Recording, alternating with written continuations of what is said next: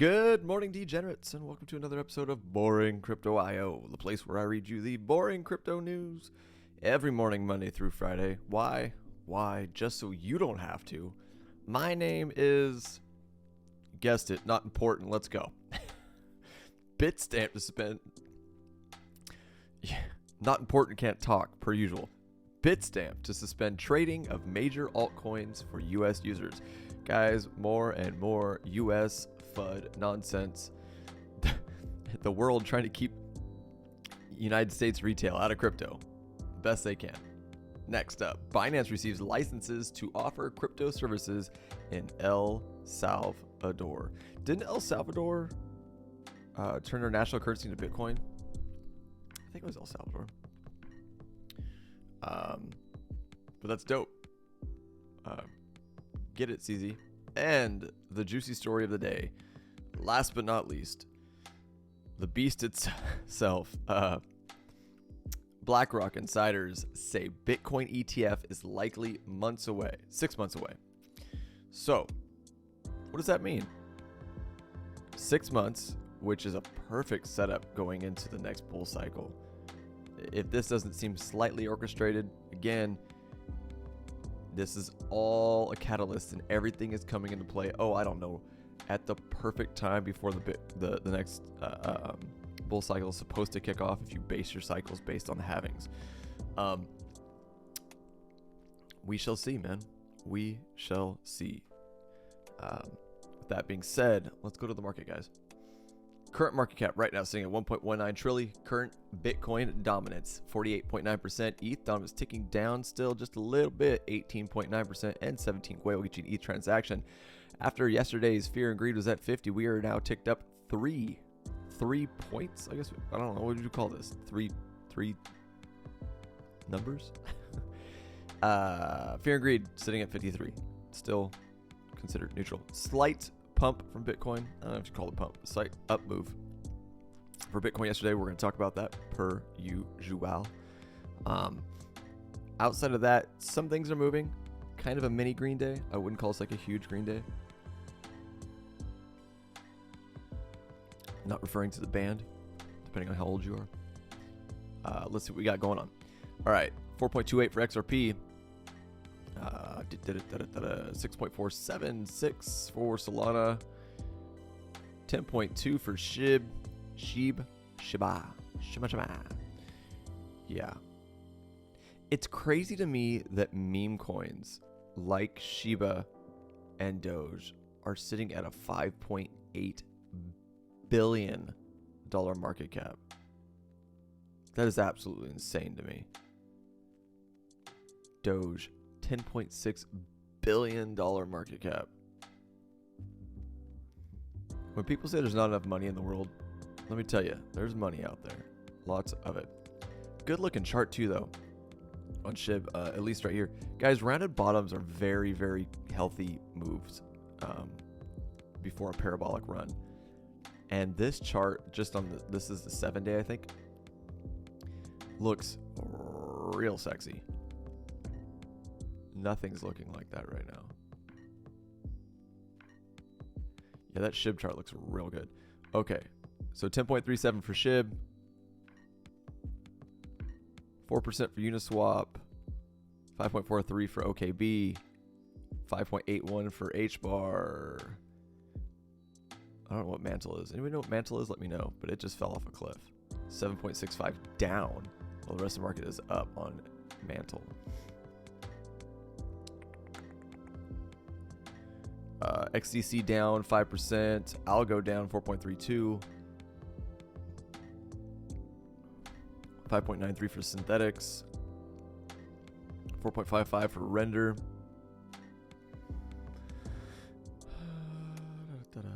12.3 for Pepe. Pepe is waking up again. Interesting. Pepe with a $500 million market cap.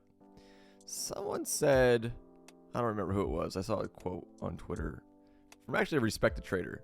And it might just be FUD, or not FUD, but just hopium to try and pump his bags. I don't know. But something along the lines of a potential 100 billion market cap for the top of the next cycle for Pepe. And I kind of was like, I mean, I trust the dude's trading, but we don't know, like, we don't know half these people on the internet, on crypto Twitter, on YouTube that talk. They could just be pumping their bags. But that's a little over a 20x from right now. I mean, think about it. 2 G's in there will get you 40 grand if that happens. In a frickin' meme coin. I mean, this is so insane. Look at this stupid supply. This is so fucking dumb. Excuse my language. I don't know. I mean, again, I'd rather put my money into a project that's actually doing something as opposed to a meme, but an easy 20x, why not? Outside of that, 4.95 for Thorchain Rune, and that's it for the top 100.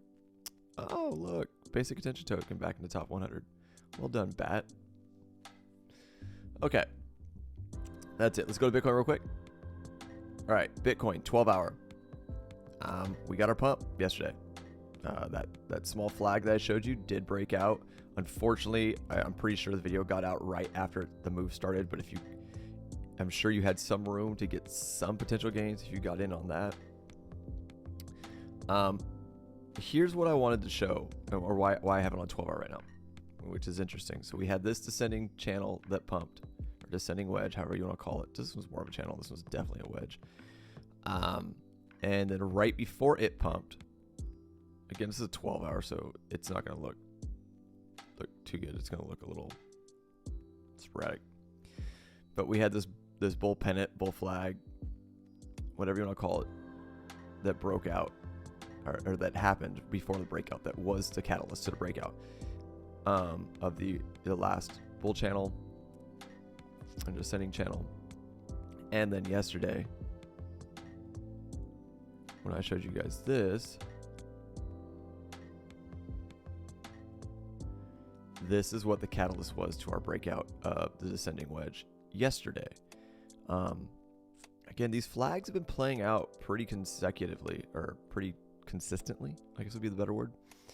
And if you've been following me for quite some time, you know that I've been saying that every cycle has like a pattern that seems to be the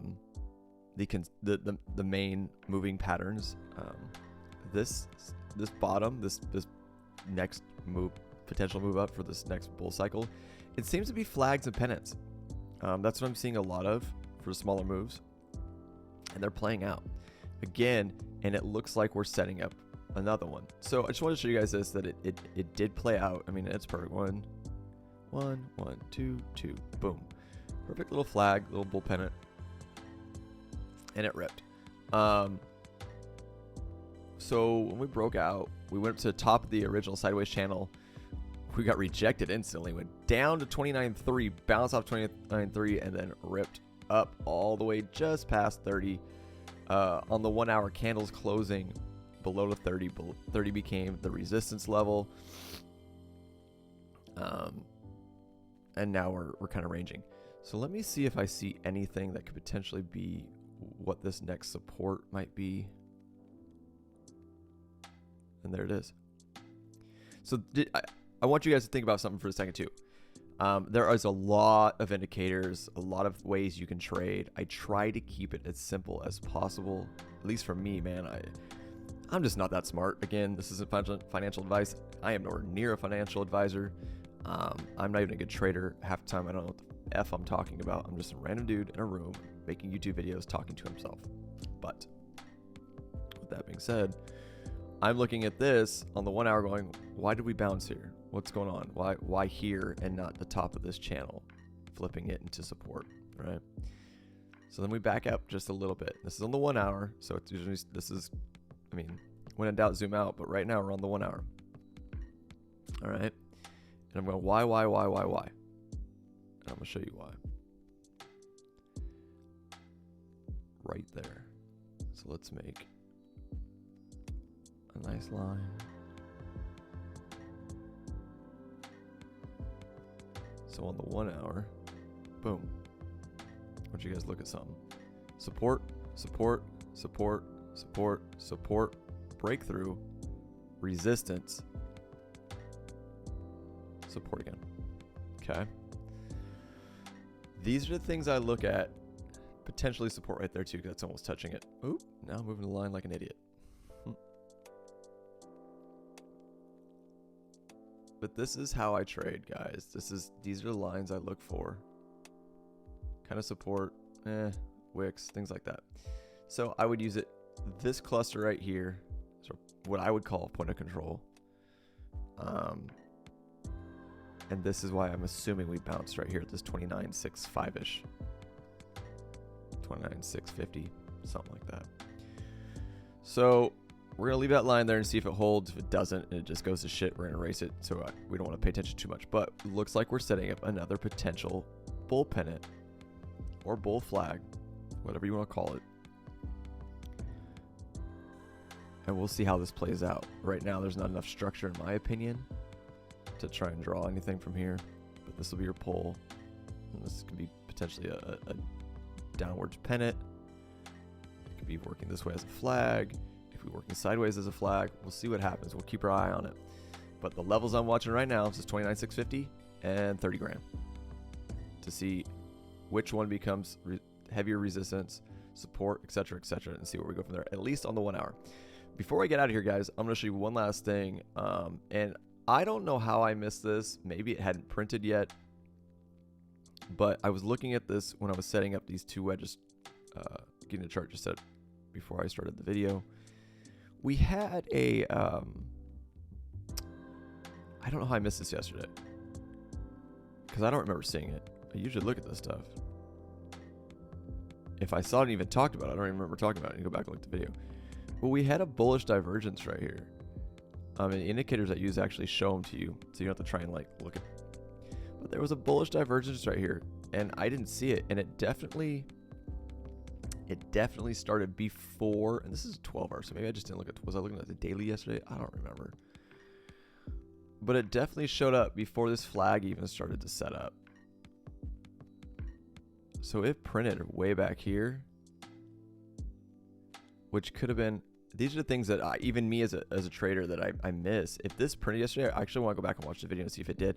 If this printed yesterday, this is a great catalyst to open up the long, right? You're showing support on this 29 or 28.918 level. Support, boom, boom, boom, boom. Indecision. Bullish divergence. Not a bad place to open along. And then you could have taken this rip. This looks like if you did open this long, right, this last wick before that divergence printed, this is a potential stop loss hunt. This wick right here. Here, let me get rid of this flag so you guys can actually see it. So this nice long green wick right here.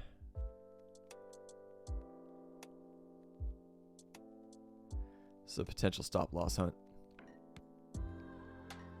which probably, fake out could have. Oh, will you just go away?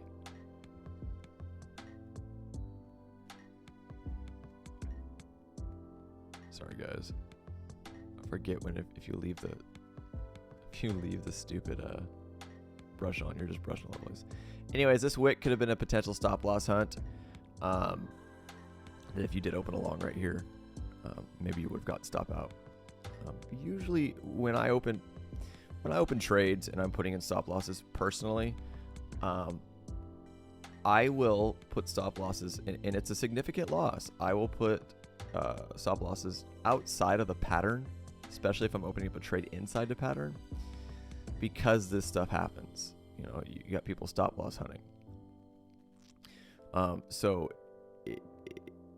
that's the worst thing on the planet is to set a stop loss too short of a stop loss to where you get stopped out and then the price rips. You're trying to, trust me, we're playing a game of us being not the smartest retail traders against big smart firms and funds and whales that are honestly better at this shit than we are. So for me, let me just before I move on, let's say I opened up a long right here. If we went to the bottom of the channel, if you're using like a 10x leverage, so it's like a 10% loss, potentially roughly a 13% loss at 1.26. I probably would have pulled it down to about a 2% loss, so it'd be about a 20% loss if I got stopped out. But on this trade, I wouldn't have gotten stopped out. And I know that sounds significant, but this is a game we're playing, right? Hit the bottom, I'd always bring it outside of the pattern. And that's just me, because the pattern breaks and a pattern gets, and I would have lost, say I open up a trade here, I would have got stopped out. It is what it is. But the majority of the time it doesn't really happen. But my mindset, and anybody wants to correct me and teach me more, because that's fine. Like I said, I'm not the best trader ever by any means. I'm still learning. Usually for me, if the pattern gets broken, it invalidates the pattern. And usually when I'm trading, especially during a bull cycle,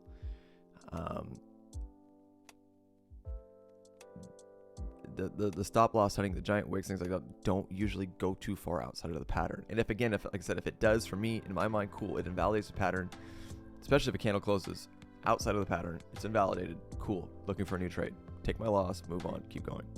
That's just me. If there's other ways to do it, by all means, I'm always open to learn, I'm always open to have a conversation. Let me know, comments down below.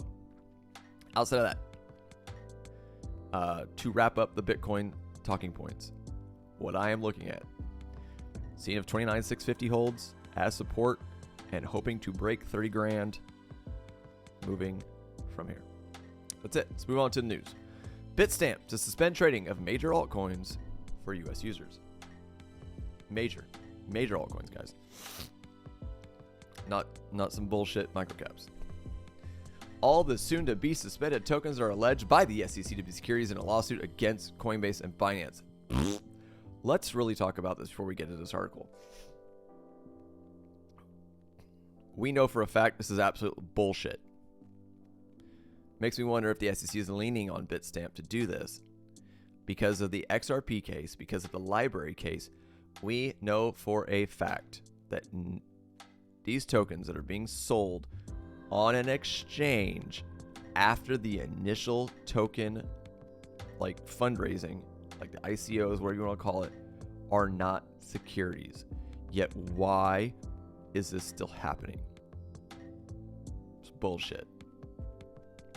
Cryptocurrency exchange Bitstamp will suspend trading of Axie Infinity, Chiliz, Decentraland, Polygon, Near, Sandbox, and Solana for customers residing in the United States beginning August 29th. What this tells me, at least in my dumb little brain, in my assumption mind, my opinion mind, that the SEC is still leaning on smaller exchanges and pushing their weight around, even though they're losing their ass in every court they bring, or every case they bring to court. And the fact that you have these exchanges that are going along with it is super dumb. That's all I can say. According to the August 8th announcement, trading of 7 aforementioned cryptocurrencies will soon become unavailable for trading for U.S. customers due to recent developments. While the firm did not specify the reason for their suspension, all 7 tokens are alleged by the U.S. Securities and Exchange Commission to be unregistered securities in its compliance against cryptocurrency exchanges Binance and Coinbase. Bitstamp wrote, "We kindly request that our users to promptly execute any desired buy or sell orders involving the affected assets before August 29th, 2023. After this deadline, trading activities related to AXS, CHZ, Mana, Matic, Near, Sand, Sol will be permanently disabled on the Bitstamp platform. Although trading will soon be halted, Bitstamp says users can still hold the 7 tokens in their accounts and withdraw them at any time. The SEC's allegations against the tokens have not yet been proven in a court of law. Fucking surprise, surprise, because they can't prove it in a court of law. However, other fintech firms such as Revolt have voluntarily delisted them from the U.S. residents amid the SEC litigation against Binance and Coinbase. Sandbox has also begun mandating KYC verification for SAND staking after the event. The SEC currently alleges that 68 cryptocurrencies are securities. Why are we still doing this? Anybody? Anybody want to chime in? The biggest the biggest SEC case that started this whole fucking dog shit against XRP, Ripple Labs, they fucking lost. Why are we still doing this? This is dog shit. This is so stupid. Founded in 2011 and now headquartered in Luxembourg, Bitstamp is currently the world's oldest cryptocurrency exchange. The platform offers around 30 coins and tokens for trading. Approximately $164 million worth of digital currencies were traded on Bitstamp in the past 24 hours. That's it? That was... Oh, what a lead up. Guys, I am telling you, this is... Ugh. This is some Gestapo bullshit. This is stupid. Whatever. I don't use Bitstamp. I'm good. But this is going to affect these tokens. I would expect probably a pullback in these based off of this. Again, I find it funny. Like, why isn't anyone going after the SEC after, like, literally we just had a case where they lost for this exact same thing, and they continue. It's like, whatever, we'll continue doing this bullshit. We're just going to continue regulating through enforcement, even though everyone's told us that we're wrong. Even though a court of law told us that we were wrong, we're going to keep going. And not only that, the exchanges are going to follow along with it. Oh, sorry guys. I try my best. That's a lie. I wouldn't say it's a lie. It's not correct. I don't want to be opinionated on this stuff, but when you read it every day, I want to rip my hair out. I feel like I'm taking effing crazy pills. Like, this is, it's so dumb. And it's sad because this is where I live. It just shows you how absolutely corrupt and shady the people that are involved in Congress right now are. I don't trust any of them. I don't give a fuck if they're voting for crypto, whatever. I don't trust any of these assholes. Sorry. Moving on. Meanwhile, while the US is a complete fucking medieval nightmare because we're a goddamn dinosaur, we can't continue to move forward. No, we're going to completely just do everything shittily. Meanwhile, Binance receives licenses to offer crypto services in El Salvador. El Salvador's waking up. Ugh. The exchange reported receiving approval for Bitcoin services provider and digital asset services provider license in El Salvador, where Bitcoin has been legal tender since 2021. I'll tell you where I might be going, guys. El Salvador. Global cryptocurrency exchange Binance is reported being granted licensing to provide services to residents of El Salvador. In an August 8th announcement, Binance said El Salvador's Central Reserve Bank had approved the exchange's application for a Bitcoin services provider license, and the country's National Commission of Digital Assets granted it a non-provisional digital assets service provider license. The regulatory approval will allow Binance to offer tailor-made products and services related to crypto in the Latin American nation. Binance head of Latin America, Minlin, said it has taken many months for the exchange to complete the licensing process. El Salvador recognized Bitcoin as legal tender alongside the US dollar in 2021 following a push from crypto-friendly President Nayib Bukele, I don't know, and the passage of the country's Bitcoin law. In April, El Salvador's Nation Digital Asset Commission granted Bitfinex Securities El Salvador a digital asset service provider license. The firm largely functions independently from its global exchange. A global crypto exchange, Binance and its subsidiaries have received regulatory approval to offer services in many countries. On August 1st, the firm announced it had launched a Japan-based arm, and its Dubai-based subsidiary received a license from the Emirates Virtual Asset Regulatory Authority in July. In the United States, however, the exchange faces scrutiny from regulators and lawmakers. Derp. God. The U.S. Securities and Exchange Commission filed a lawsuit against Binance in June for allegedly offering unregistered securities and operating illegally, and the Commodities Futures Trading Commission targeted the exchange and CEO CZ in March for allegedly violating trading and derivatives regulations. What's the plan, man? That's my question. What weird, diabolical, shady, back-end BS chess game are they playing? Why are they doing it this way? While the rest of the world is saying it's okay. Let me know what you think. Comments down below, guys. And last but not least, some hopium for the rest of the world. Probably not the US. BlackRock insiders say Bitcoin ETF is likely 6 months away. Novigrads. We're going to fight like cats and dogs to win market share once spot Bitcoin ETFs are approved, Galaxy Digital CEO Mike Novogratz, the one and only, told shareholders. The United States' first spot Bitcoin ETF could be approved sometime before February, according to Galaxy Digital CEO Mike Novogratz, citing sources at BlackRock and Invesco. It's a big, big deal. It's a big deal because both our contracts from the Invesco side and from BlackRock side get you to think that this is a question of when, not if. That the outside window is probably 6 months. Novogratz told shareholders during a Galaxy's August 8th Q2 earnings call, where the digital asset company reported a $46 million net loss. This is probably 4 to 6 months if you had to put a pin the tail on the donkey on it, that the SEC is going to approve a Bitcoin ETF.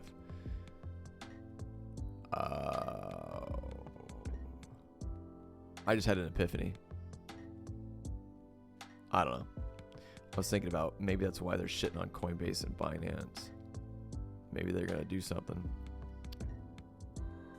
Maybe create their own exchange, and they don't want Binance and Coinbase to get the lion's share once they approve this shit. Maybe that's the plan. If they create their own exchange. Sorry, I'm thinking while we're on, and they can control it. We'll see what happens. Novogratz Galaxy Digital is one of the many contenders for a spot Bitcoin ETF, which it reapplied for in June in conjunction with 1.5 trillion asset manager Invesco, the fourth largest ETF issuer in the US. Speaking to shareholders, Novogratz said he didn't have a comment on the expected timing of the ETF's approval, which is an unknown as it sits with the Securities Exchange Commission. However, Novogratz believes that once approved, spot Bitcoin ETF issuers such as BlackRock and Invesco will be fighting tooth and nail for market share, obviously. The news of both BlackRock filing ETF and quite frankly Invesco plus Galaxy, we're going to fight like cats and dogs to win market share there once it gets approved. In response to a question, Galaxy Digital President Chris Ferraro added he wouldn't be surprised if the SEC ends up approving a potential Bitcoin ETF to avoid being labeled as obstructionist. I think that's where the potential ETF approval comes in, saying, hey, you can't call us anti-crypto.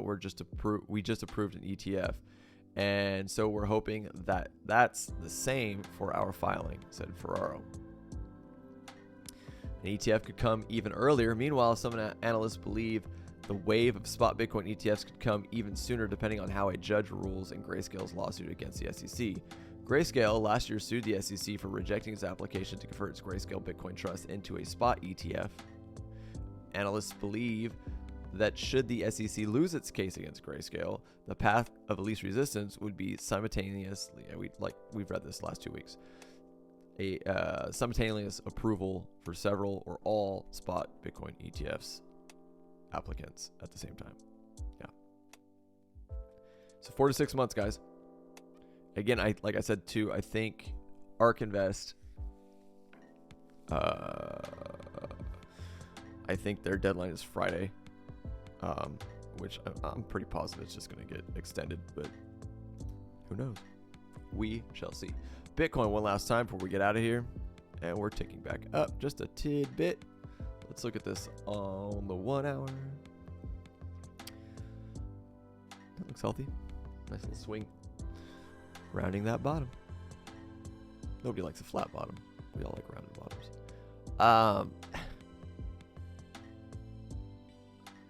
That looks healthy though. Let me potential double bottom. Let me see the 7 minute. Let's go to 30 minute first. Boop. Boop. Round and bottom, see you later, bye. Or double bottom, see you later, bye. And the 7 minutes.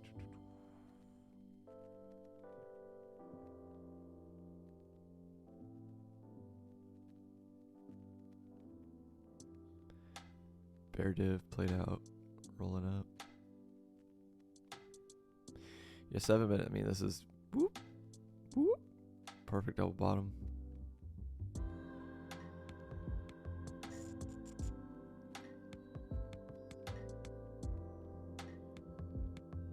Give me a second, guys. I'm kind of checking out something.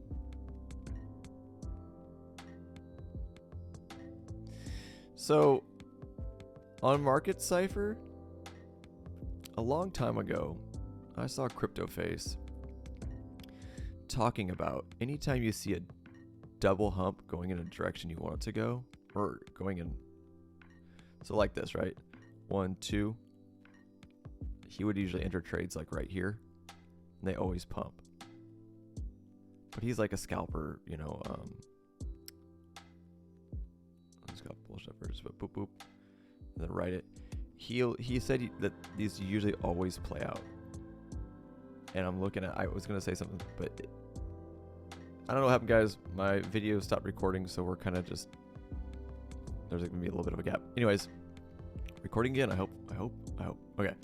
Anyways, what I was saying, if you guys are ever using Market Cipher, anytime you get a double hump on the lower sides to the upside, usually it's a good place to open up like scalps and longs, which again, we're seeing here, getting pumps to the upside, etc., divergences, things like that.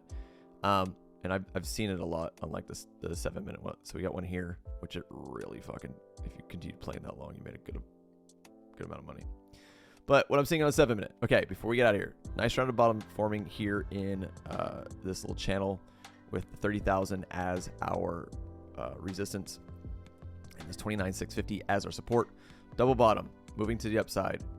Again, what I'm going to be looking for is if 30 stays as resistance, or we break and flip to support, vice versa. If we come back down to 29.65, this is nothing new. I say this all the time. I'm going to see if it holds or see if we break through it.